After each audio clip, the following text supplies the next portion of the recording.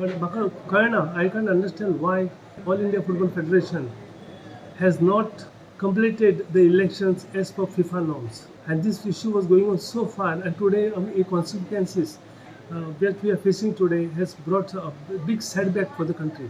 We may not be so great in football, but the love and hearts of the people are really demoralized today. Hearing this said, that India has been banned.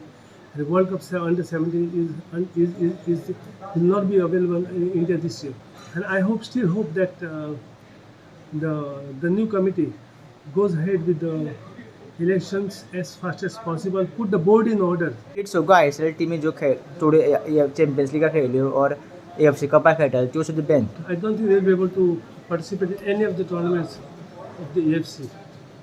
We may see them playing in India itself. I was totally in shock, and I was very sad to hear this. This should not happen in India.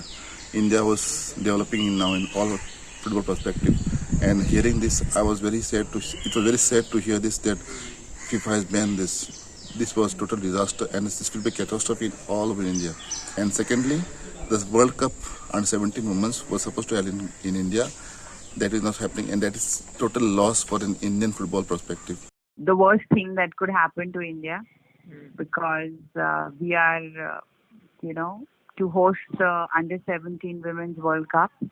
Yep. And it's about all stakeholders, and getting a ban is the most detrimental thing. You can see that it is a ban until we have elections. Okay. And I think the Supreme Court was working on the same, because the elections are in process. Just that they don't want to give the voting rights to the eminent players, and I believe it was agreed that they will not. So there are a lot of things. I am still hopeful that if we can resolve things, the ban can be lifted. Indian football is reaching greater heights right now, so we don't need a ban. Yeah. So I'm keeping my fingers crossed and hoping that they can resolve things and lift the ban ASAP.